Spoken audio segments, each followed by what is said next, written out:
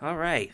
So, just got done watching the Eagles and the Rams. Eagles beat the Rams 28 to 22 in the divisional round. The Eagles will be going back to compete in another NFC Championship game against the Washington Commanders. Philly did this on a very snowy night or snowy evening. Well, I mean, the game was over at what? 6 o'clock, and it was dark by the time the game was over, so. But it started in evening time. Okay, fine. A snowy evening.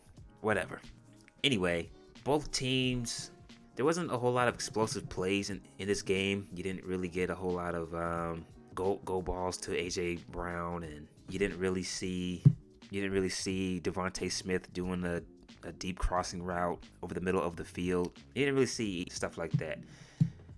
I thought both teams did a good job of manhandling each other at the line of scrimmage. Both teams had success at running the football. The Rams had a total of 111 yards. Philly did a much better job of running the football. They had 285 yards and 3 touchdowns on the ground. The first touchdown that Philly had, it was a quarterback keep for Jalen Hurts, and that went for 44 yards. Then the Rams came back, scored, but this was a smash mouth football type of game, especially when the snow started to get worse and started to come down even more. Both teams weren't really going to take a whole lot of chances. Although the Rams, they stayed aggressive a little bit more, I thought, as the game went on.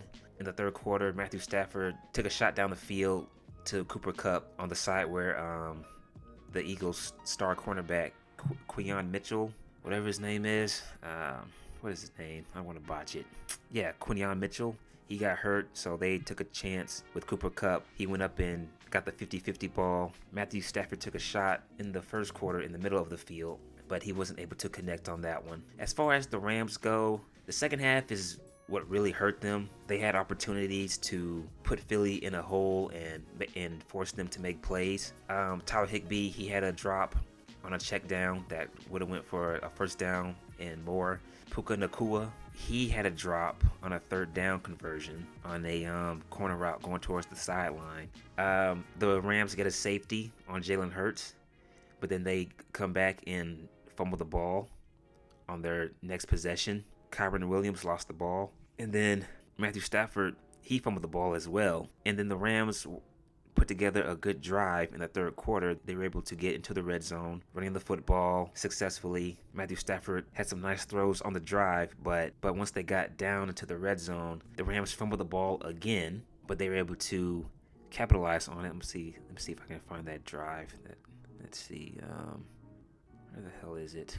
Here we are. Yeah, it was a bad snap at the line of scrimmage, and then that put them at 2nd and 15. And then Matthew Stafford ends up getting sacked by Jalix Hunt. So those mistakes really are amplified in a playoff game because you go back and you look at those mistakes and you say to yourself, damn, if we hadn't fumbled the ball at the line of scrimmage when we were in the red zone, we probably could have scored a touchdown. That really hurt us. And, Puka Nakua dropped a wide open pass on a third down conversion. Who knows what would have happened on that drive. We get a safety and we have a chance to take the lead. We are doing a good job of dominating Philly at the line of scrimmage. We're having success running the football. Let's go down the field and get some points. But Jalen Carter, he knocks it loose, so you don't come away with anything on that drive after coming away with the safety.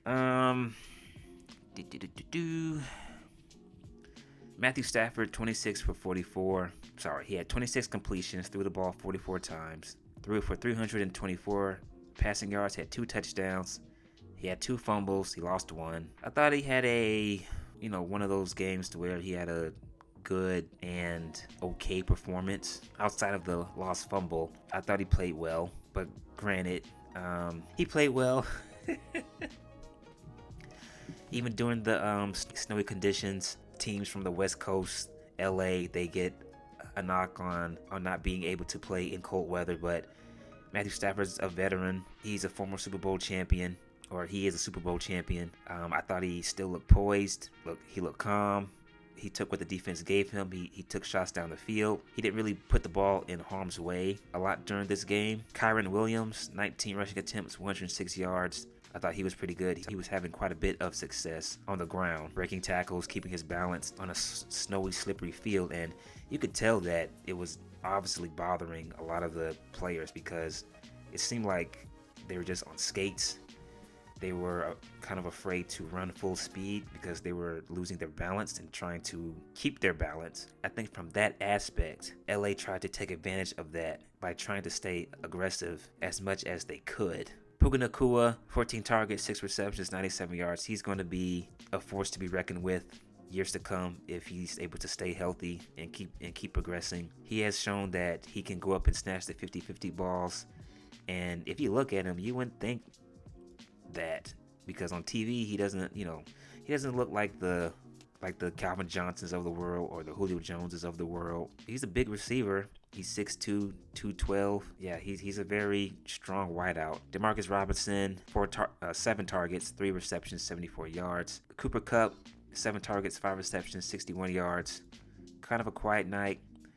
Higbee, he was targeted 10 times, 7 receptions, 54 yards total, and had 1 touchdown. And Colby Parkinson, quiet night, but he did have a touchdown. He was targeted twice, had 2 receptions, had 1 touchdown. So now the Eagles offense, Jalen Hurts, 15 completions, 20 passing attempts, 128 yards. He was sacked 7 times. He was okay. He's been average all season long. Philly didn't really take too many chances. They would check it down, run screens. When the Rams would play soft coverage, they would hit A.J. Brown on a slant for a quick, easy completion. He did run for 70 yards and had 1 rushing touchdown. That was his true highlight of the night. Felt like Philly really wanted to play safe. They didn't really want to take chances because of the snow, so they relied heavily on Saquon Barkley, who, in my opinion, I picked him to be the MVP when I made my video on who I think should be the MVP. Saquon Barkley, 26 rushing attempts, 205 yards, 2 touchdowns. He was targeted 4 times, 4 receptions, 27 yards receiving. He was phenomenal. Again, he burned the Rams once again, and he had those back-breaking runs, those runs to where it's close throughout the entire game, and then boom, he breaks off a 50-yard touchdown or a 40-yard touchdown, helps put the game away. Let's see. And everyone else was pretty quiet. A.J. Brown, 7 targets, 2 receptions. Jalen took a shot down the field. He had one-on-one coverage before the halftime. It was in his hands, but it looked like he dropped it. Like he caught it, but then he dropped it. He wasn't able to secure it, but it could have gotten knocked loose, but I thought he dropped it. Devontae Smith, 4 receptions, 21 yards. Goddard, 4 receptions, 56 yards. So, like I said, Saquon Barkley was the real offensive juggernaut for them. They didn't really take a whole lot of chances down the field. I thought they wanted to play it safe because of the weather. Defensively, for the Rams, they sacked Hurts 7 times. On some of those sacks, they dropped a defensive end in coverage and crashed a linebacker to the line of scrimmage. They were able to confuse Philly's offensive line. I just thought they did a good job of confusing Philadelphia's offensive line to get to Hurts. But I wouldn't say it was necessarily a dominant performance because they still couldn't stop Philly's running attack. As far as Philly is concerned, I would say it's the same story. Jalen Carter is a disruptor. I think within the next few years, people are going to be talking about him as the best defensive tackle in the NFL. When the Rams were on their final drive, okay, so Saquon Barkley scores a touchdown. Philadelphia decides to play off because they think it's over. I don't know why coaches do this, but they play off, allow the Rams to go down the field, and they score. And again, I don't know why coaches do this. They just play off, have their defense play off, and allow the other team to quickly dink and dunk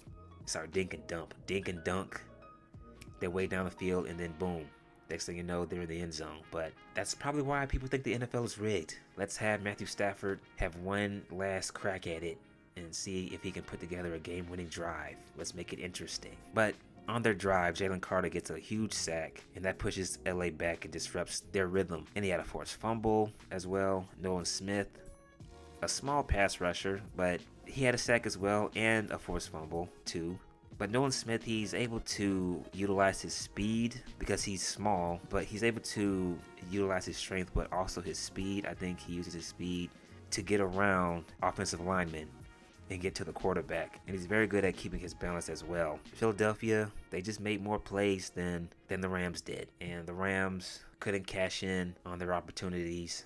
Now we have another rematch, the rubber match between Philly and Washington. So we'll see how that turns out. I think the people who think that the NFL is really rigged.